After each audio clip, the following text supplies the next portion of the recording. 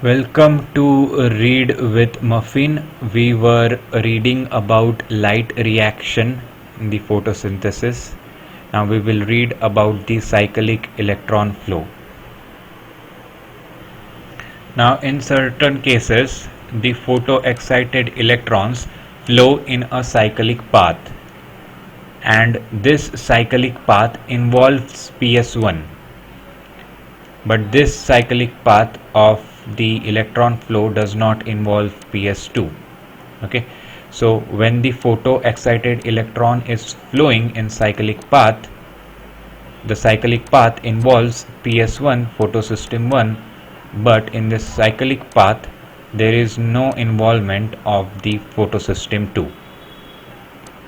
In cyclic electron flow, what happens is the photoexcited electron from the P700 of PS1 move through B6F complex and then flows back to the P700.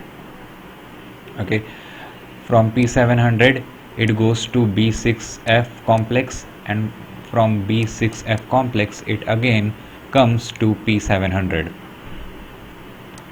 So this is how the cyclic flow of electrons looks like. Okay, P700 accepts an electron and a photon.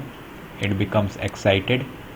From this excited state, high energy electron flows through this cytochrome B6F and it comes back to P700. This is the cyclic electron flow that we are reading about. The cyclic electron flow is coupled with proton pumping.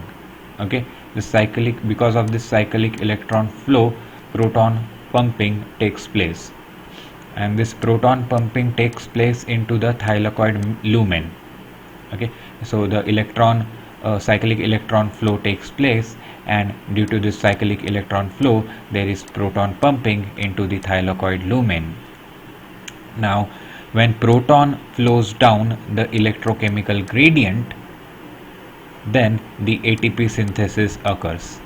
Okay, when the proton is pumped into the thylakoid membrane, this results into the generation of electrochemical gradient, and when this proton flows down this electrochemical gradient, the ATP synthesis just occurs. Now the formation of ATP is due to light induced cyclic electron flow. Okay, there is cyclic electron flow, and the cyclic electron flow is because of light, and due to this light induced cyclic electron flow there is formation of ATP, and that is the reason why this formation of ATP is known as cyclic photophosphorylation. Okay, now it is called as cyclic photophosphorylation because it results due to cyclic electron flow, and this cyclic electron flow is light induced. It happens because of light. Now during cyclic electron flow there is no production of NADPH, and there is no release of molecular oxygen as well. Okay, because simply the electron is flowing in a cycle, that is P700 is releasing electron, and after that P700 is also accepting the electron. So yeah, so NADP plus used to accept the electron, and the breakdown of H2O used to give electron.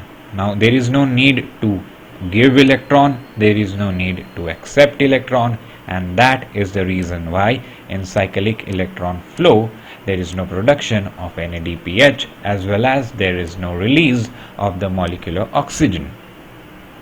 Now the question is, where does this cyclic flow of electron occurs, and when this cyclic flow of electron is required? So plants show cyclic flow of electrons only when the concentration of NADPH is sufficient, but the cell still needs ATP to power other activities. Okay, this cyclic flow of electrons is only utilized it is utilized only when the plant the concentration of NADPH is sufficient, but the cell of the plant still needs ATP to power the other activities which takes in the chloroplast. So when your NADPH is sufficient but you still needs more ATP, at that time the plant will utilize the cyclic flow of electrons. Now this cyclic phosphorylation is more productive as compared with non-cyclic photophosphorylation in terms of ATP synthesis. Okay, so by doing cyclic photophosphorylation you can generate more ATP as compared to non-cyclic photophosphorylation. Now there is absorption of 4 photons by PS1, and this absorption of 4 photons by PS1 results into release of 8 protons into the lumen. Okay, when PS1 absorbs 4 photons, then 8 protons are released into lumen, and cytochrome B6 complex releases these 8 protons into the lumen. Now protons flow through the ATP synthase and yield 3 ATP molecules. Okay, when these 8 protons flow through the ATP synthase, this causes the yield of 3 ATP molecules. So you can say 4 photons causes 3 ATP molecules to generate. So let's look at the diagram which represents the cyclic electron flow. So a photon is received by P700, and then this P700 becomes excited, and after that the high energy electron flows to the A0, that is a modified chlorophyll, and then from A0 the electron flows to iron sulfur complex, and then from there it flows to ferredoxin, and then from there it flows to cytochrome B6F, and from here it flows to plastocyanin, and from plastocyanin it flows back to P700. So this is how your cyclic electron flow looks like.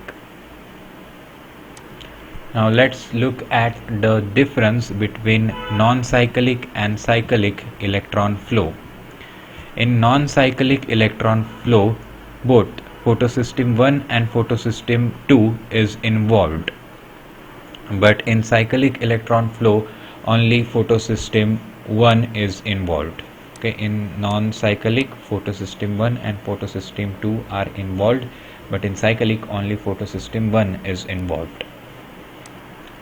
In non-cyclic electron flow there is NADPH synthesis, but in cyclic electron flow there is no NADP synthesis. In non-cyclic electron flow there is photolysis of water, but in cyclic electron flow there is no photolysis of water. Then in non-cyclic electron flow there is oxygen formation, but in cyclic electron flow there is no oxygen formation. Then in non-cyclic electron flow there is ATP synthesis, and in cyclic electron flow also there is ATP synthesis. So thank you for reading with Muffin. That's all for this video.